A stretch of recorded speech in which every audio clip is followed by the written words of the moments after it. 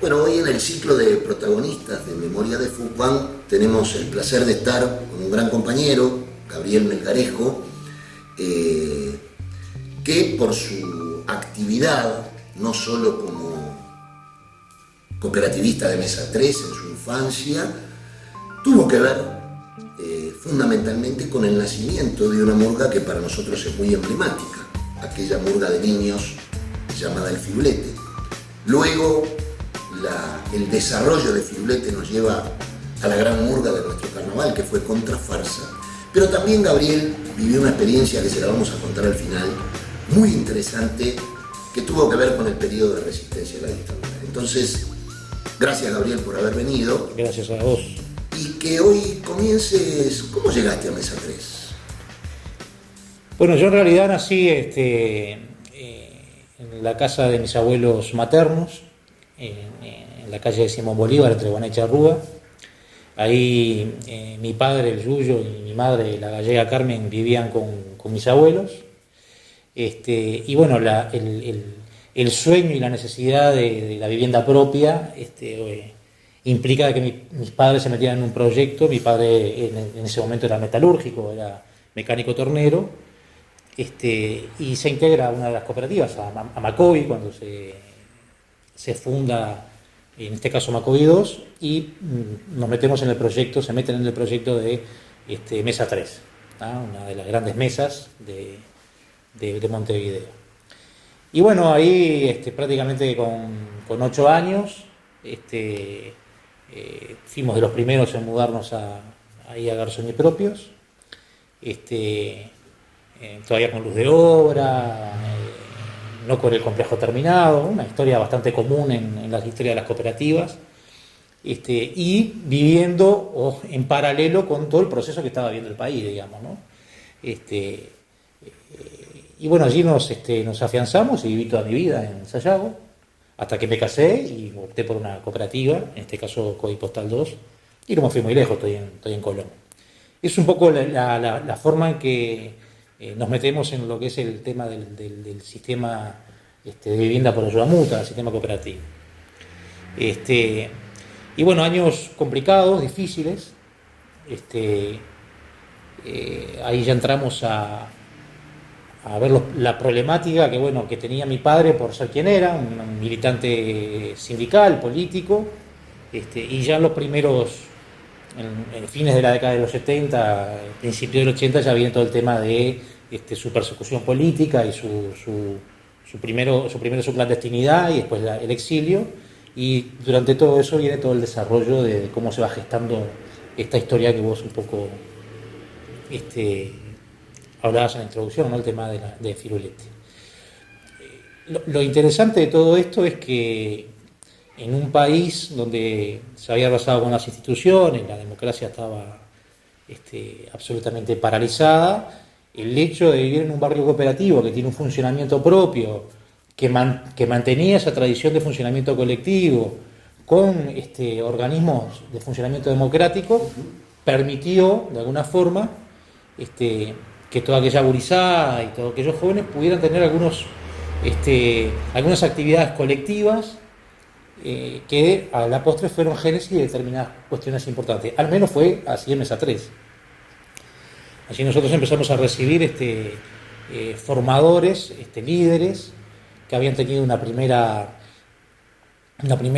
escuela dentro de lo que era el marco de la Asociación Cristiana de Jóvenes, pero que por voluntad propia, ellos viendo ese tema de que había alguna posibilidad de poder desarrollar su trabajo en materia de organizar colectivos, desembarcan en Mesa 3 y hacen un planteo a lo que era en aquel momento la dirección de la cooperativa, de poder empezar a trabajar con diferentes grupos etarios. Y en Mesa 3, estoy hablando ya del año 75 en adelante, ¿no? Sí, para que se comprenda, a esto que hace tu referencia de la Asociación Cristiana de Jóvenes, fue un convenio que estableció Fupan en el periodo de la dictadura. Sobre todo ahí tuvo muchísimo que ver Pepe Berrastro, que fue el director de la Asociación Cristiana de Jóvenes de La Teja. Uh-huh. Y bueno, ese convenio llevó a muchos líderes que trabajaron en muchas mesas, y es interesante saber que luego ese sector queda ligado claro. a la mesa. Ahí se disparan un montón de cosas a nivel de lo que era la federación, porque ahí se empezaron a idear las primeras olimpiadas federativas, campeonatos. Por ejemplo, en Mesa 3 era histórico que se hicieran campeonatos los días del 1 de mayo, campeonatos de fútbol. Era una forma de protestar a través de un campeonato que se hacía en el barrio, se formaban, se registraban equipos, todos vecinos, de las 257 casas, y el mismo día, 1 de mayo, se realizaba el campeonato de fútbol. Y ahí esta gente que desembarca en Mesa 3 forma 3 grupos. Un grupo de niños, un grupo de jóvenes y un grupo de adultos, que también fue muy importante su actividad porque ahí hubieron expresiones teatrales, que tuvieron mucho suceso, no solo en la mesa, porque después se salía a otras cooperativas, se iba a parroquias, a comedores, y ahí se creó toda una cuestión muy importante. Se hacía mucho campamento con la gurizada en Mesa 3. Me acuerdo que vendíamos botellas para poder financiar los viajes. En aquella época había trenes, nos tomábamos el tren en Sayago y íbamos hasta Las Flores en tren y acampábamos en la playa. Experiencias muy, muy interesantes, ¿no? Que tal vez otros jóvenes, otros niños no tuvieron en ese momento esa posibilidad. Y ahí es como, bueno, de alguna forma, pensando un poco el tema del Día del Niño de agosto del año 80, en el grupo de jóvenes surge la idea de festejar armando una murga en la cooperativa. Esta historia tiene que ver un poco también con una retirada, de los curtidos de hongo, creo que era del año 32, que todo el mundo la cantaba en ese momento, y a raíz de que salió en una guitarreada y en una actividad ya de campamento, fue que se dijo, bueno, ¿por qué no hacemos una murga para festejar el Día del Niño? Yo en ese momento estaba en el grupo de niños, no en el de adultos. Claro. Pero como me gustaba, los líderes me absorben y me llevan para el grupo de jóvenes tempranamente, y allí se empieza a trabajar sobre el tema de la idea de formar una murga. Una época difícil porque mi padre entra en la clandestinidad. En febrero del 80 entra en la clandestinidad. Estamos hablando de el Yuyo Melgarejo, un compañero militante sindical, militante político, que pasa a la clandestinidad como tantos compañeros en aquel periodo, y que además el Yuyo, al cual le mandamos un gran abrazo, tuvo que ver también con la fundación de Fútbol y de la matriz Macoy. Exacto. Y bueno, como te contaba, entra en la clandestinidad. Ese también es un capítulo aparte que es muy interesante, ¿no? Por cómo se portó la cooperativa, ¿no? Gente que de repente uno pudiera llegar a pensar que no tenía ningún tipo o ningún grado de compromiso en determinada actitud a enfrentar a determinado régimen. Yo qué sé, yo me acuerdo, por ejemplo, clarísimo, mi casa era una casa de puertas abiertas, fue la primera vivienda que tuvo televisor blanco y negro, fue la primera vivienda que tuvo teléfono, los vecinos iban a hablar por teléfono a casa y había un bollón donde el que podía dejaba una moneda y que no pasaba nada, pero se había acordado con toda la tira un código, porque en caso de que hubiera alguna ocupación por parte de los militares dentro de la vivienda, un código para que la cuadra tuviera una actitud que hiciera insostenible que se siguieran quedando dentro de la casa.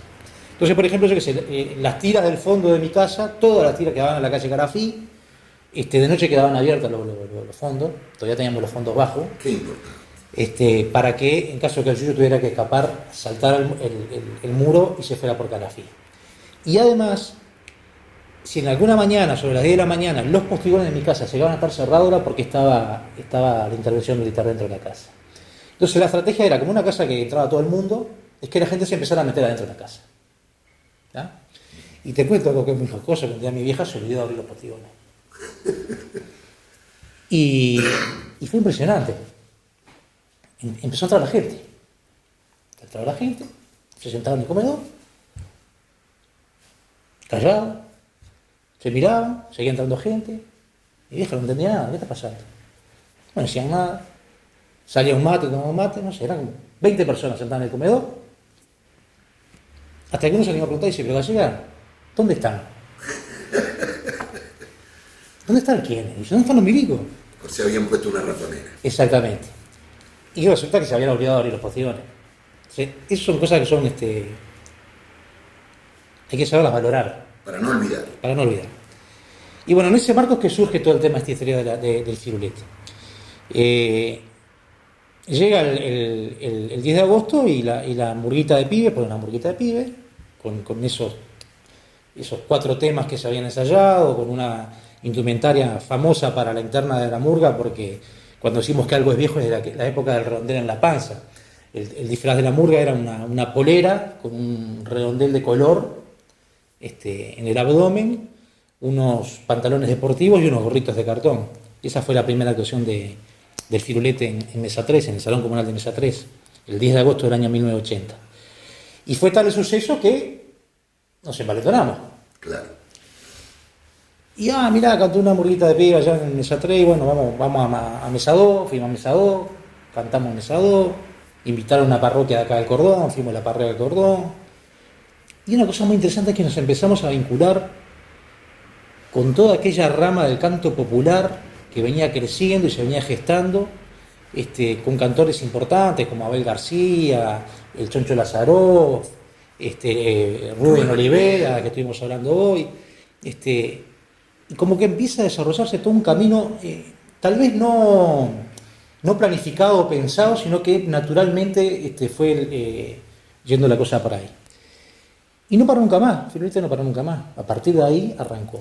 Gabriel, en ese firulete había niños que luego fueron importantes artistas. Son importantes artistas. Hasta el día de hoy. Sí. Por ejemplo. Pitufo Lombardo, por decir el más connotado, digamos, ¿no? Ya en la segunda etapa entran artistas como Alejandro Balbi, Marcel Querolián, el famoso Montelongo. Gente que obviamente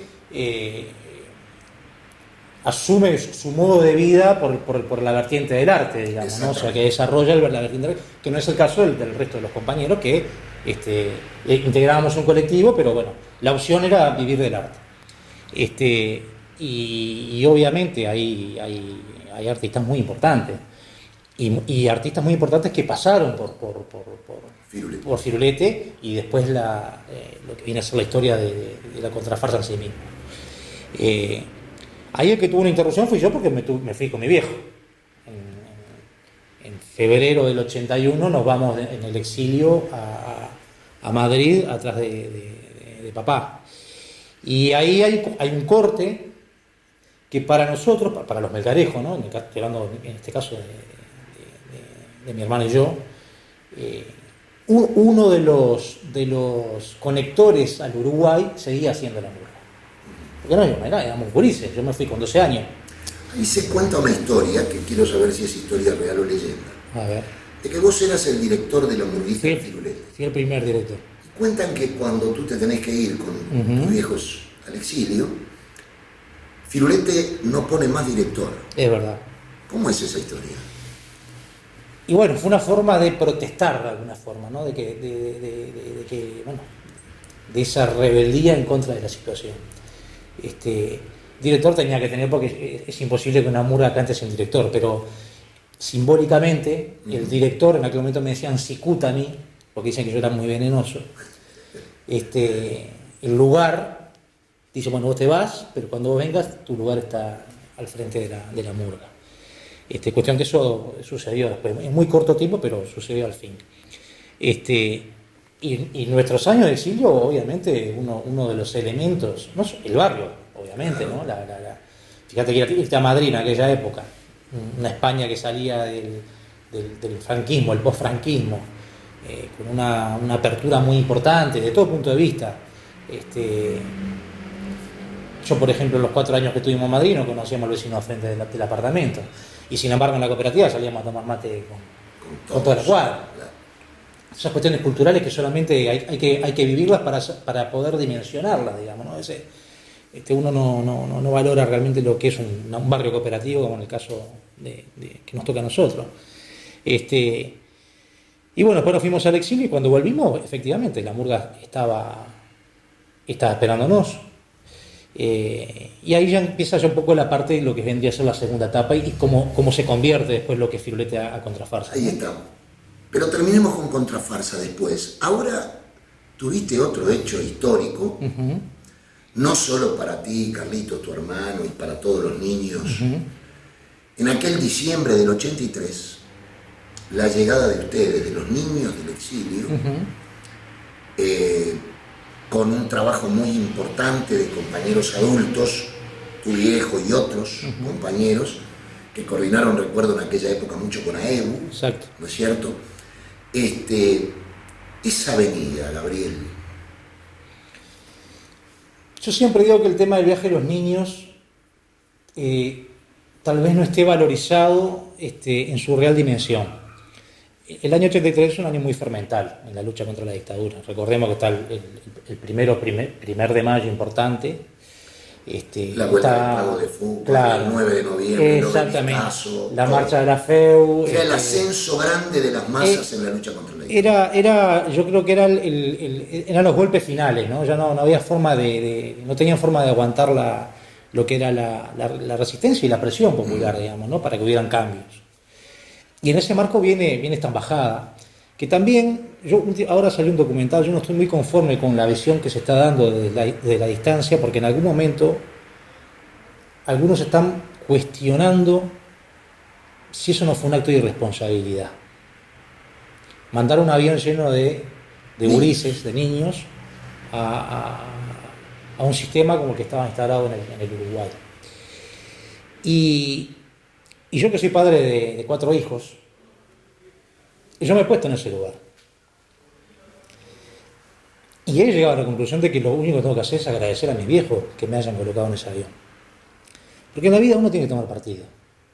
Y a mí no me mandaron al Uruguay en ese momento, a mi hermano y al resto de la gurizada que vino, en un acto de irresponsabilidad. Era una embajada diplomática absolutamente blindada. Ahí venían diputados de todos los partidos políticos de España, venían delegados de la Cruz Roja Internacional, venían representantes del Alto Comisionado para las Naciones Unidas para los Refugiados, de ACNUR. O sea, era una embajada muy blindada desde el punto de vista político, a generar un hecho político. Exactamente. Y yo creo que las autoridades uruguayas en ese momento no calibraron la dimensión, porque era mucho más fácil decir no permitimos que entre el avión y a otra cosa, se terminaba el problema. Y yo creo que en la duda esa de que querían ir, porque pasó lo mismo con los sindicatos, de que querían generar algún tipo de simpatía o de adhesión a que, bueno, vamos a procesar algún tipo de cambio dentro de esta estructura, bueno, que vengan, que no hay ningún problema. Y se les fue totalmente de las manos. Entonces yo quiero reivindicar ese acto, porque fue un acto de amor, un acto político, pero un acto de amor y de compromiso, digamos, no fue un acto de responsabilidad. Y eso es una cosa que habría que empezar a colocarla en su justa medida. Porque después lo que pasó acá fue impresionante. Aquellos que se acuerdan, y lo que no se acuerdan fue que la gente se fue a la calle desde el aeropuerto.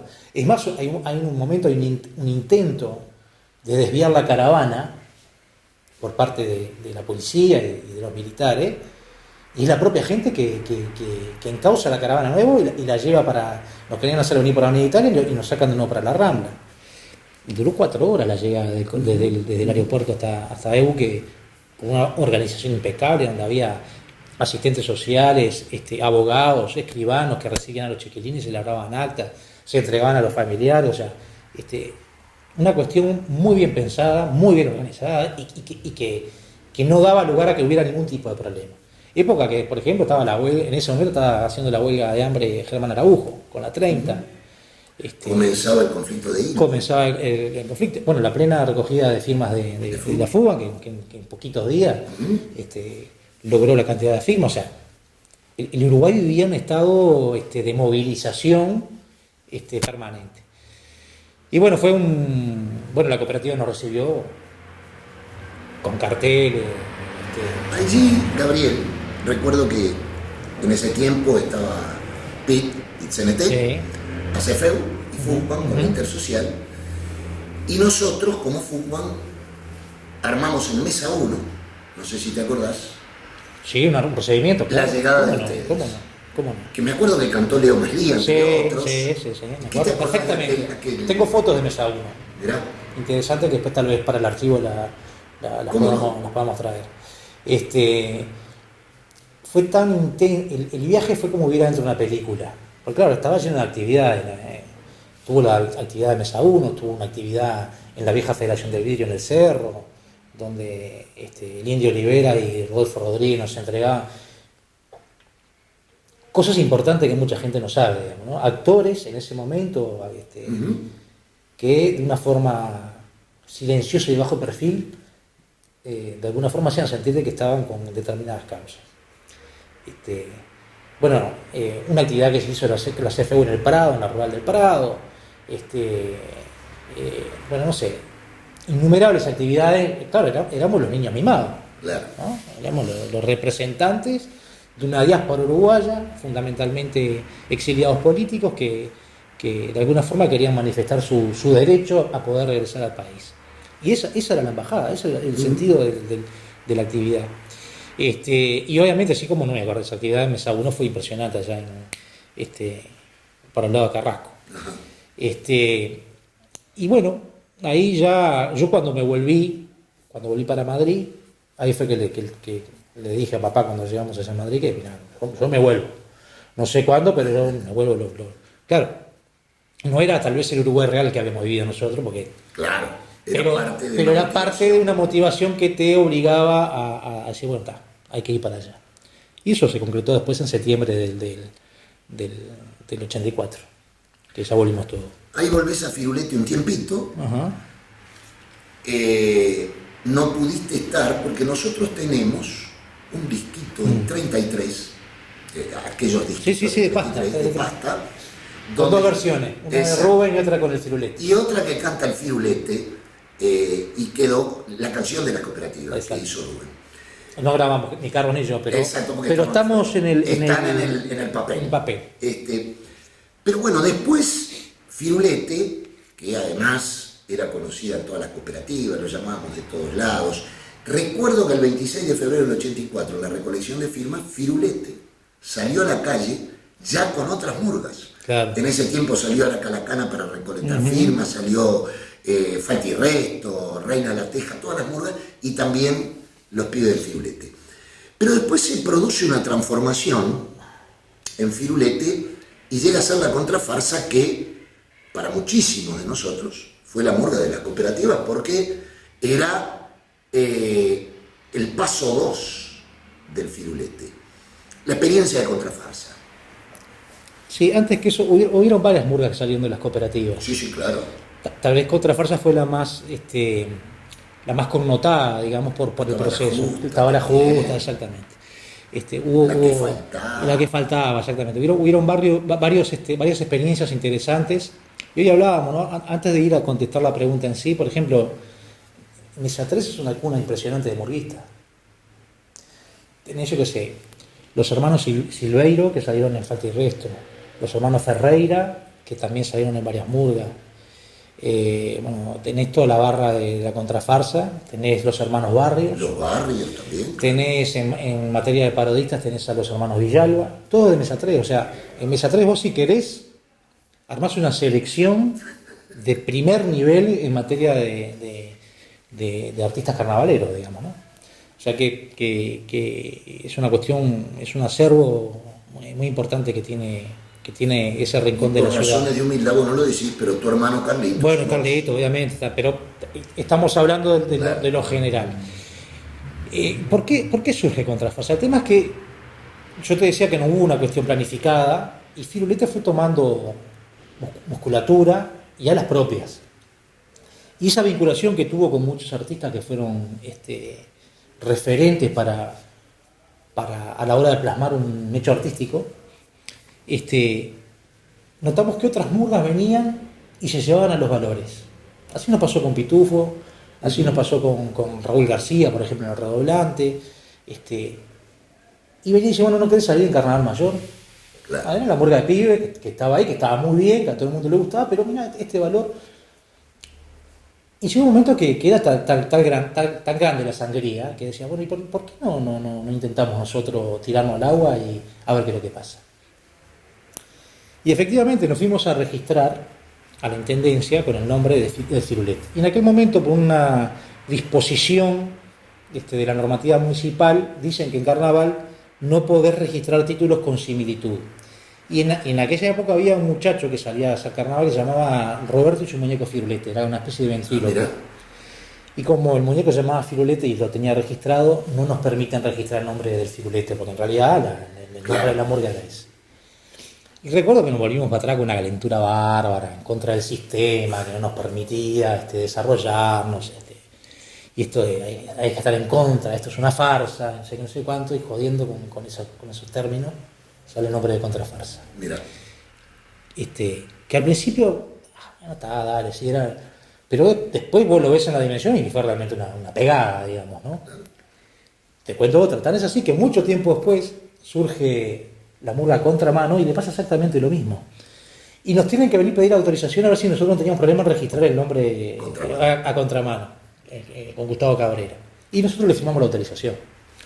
O sea que había toda una cuestión ahí de encadenamiento que es bastante interesante. Y bueno, y ahí surge el tema de contrafarsa y tuvo una trayectoria ya desde un punto de vista más profesional. Yo que sé, en el año 93 salió con nosotros Osvaldo Fattoruso y Mariana Ingo, Claro. arriba del escenario. Hemos grabado discos con todos los grandes artistas de este país, de Rubén Rada, pasando por Jaime Ross, Dresler, hemos cantado con Nickel en el Solís, no sé. Sí, después la explosión. Después la explosión contrafarsa, y porque además había, y yo esto lo reivindico, había un sentimiento colectivo de la elaboración del producto artístico. Que eso después con el tiempo, obviamente, cuando el individuo que integra un grupo tiene necesidades particulares y a veces el grupo no puede acoplarse a la necesidad, implica de que tenga que resolver caminos propios. Y eso conspiró en algún momento contra lo que era el gran proyecto de la murga. Pero además yo creo también, Gabriel, uno por ese ánimo, como todo uruguayo murguero que uno tiene, yo creo que también contrafarsa como otras murgas, como pudo haber sido La Soberana, que modifica un estilo tradicional, también contrafarsa crea el estilo contrafarsa. Sí, rompió, entra para romper esquemas, eso es verdad. Desde el punto de vista escénico, del movimiento escénico rompe esquema, desde el punto de vista del canto rompe esquema, y desde el punto de vista estético, la murga rompe esquemas. Y rompe una dicotomía que en ese momento existía, que era el tema de las famosas murgas Unión y murgas de la Teja. Exactamente. Que además, mal emparentadas con banderías políticas o con definiciones ideológicas políticas. Eso es medio un mito, digamos. Siempre ¿no? lo discutí y debo reconocer, a mí me encantan las murgas de la Unión. Claro. Fui de izquierda toda la vida y me calentaba mucho cuando me decían, pero esas murgas, no, la murga es murga, puede tener una orientación, pero es incorrecto decir que un estilo murguero tiene que ver con una posición política. Es injusto. Exactamente. Es injusto. Tal es así que, por ejemplo, en las bañaderas de la contrafarsa se cantaban temas de la Unión, fundamentalmente. Claro. Porque había como una... lo que las diferencias son los estilos particulares del toque y de la postura del coro y cómo encarar. Pero nadie va a negar tampoco lo que eran las murgas de la Teja. O sea, era una cuestión... eran también momentos fermentales desde el punto de vista del carnaval. Y nosotros nos metemos como una cuña por ahí, que genera toda una revolución desde el punto de vista estético. Ganan mucha juventud al carnaval. Gana mucha juventud al carnaval, ganamos gente extra carnaval que no les gustaba, y logramos armar una hinchada que trascendía los barrios. Porque la otra murga tenía hinchadas de su barrio, pero el caso de contrafarsa es un caso, tal vez algún sociólogo podría estudiarlo en algún momento, mete mucha gente de todos lados, y es una hinchada captiva, muy enamorada de las propuestas, ¿no? Yo a veces voy a carnaval, yo soy un tipo muy crítico, veo mucha hinchada de rebaño. Esto no es no lo digo en forma despectiva, pero esta es mi murga y se acabó. Y la hinchada contrafarsa era hipercrítica. Era esa hinchada de tipo que te iba, se sentaba y tenía que verla 10 veces. ¿Para qué? ¿Me entendés? Le buscaba la vuelta a ver qué es lo que estaba pasando. Y Contrafarsa se hija de un tiempo también. ¿No? Porque a veces dice yo ahora por la calle, ¿y cuándo salí? Contrafarsa se hija del tiempo, de ese tiempo. Tal vez pueda haber en el futuro algún Un revival. un reencuentro y un reentré, pero también tiene que ver con lo que pasaba en determinados momentos y en determinadas circunstancias. Es un poco la historia de cómo se formó la murga y bueno, y obviamente de los grandes valores que dio, digamos, ¿no? Desde el punto de vista artístico yo creo que tiene un peso importante en lo que es la historia del carnaval uruguayo. Gabriel, te agradecemos muchísimo y yo rescato, además de la historia que tú contás, y creo que queda un debe ahí, interesante que habría que analizarlo, que es cómo se profundiza más la llegada de los pibes, porque hay muchas cosas que quizás no están documentadas, y este espacio tiene la idea de que la memoria siempre puede impulsar nuevas acciones, y hay que aprender de los errores y de los aciertos. Lo otro que queremos decir es que en tu conversación rescatás algo que yo siempre digo. La lucha del movimiento popular no es solo la movilización callejera, no es solo la barricada, que es parte, pero también es parte del acumulado cultural, porque ¿quién le va a negar, por ejemplo, el rol cumplido por el canto popular en la resistencia a la dictadura y las murgas? Entonces, esperando que vuelva a Contrafarsa la murga de las cooperativas, te agradecemos mucho el haber venido, Gabriel. Gracias a ustedes.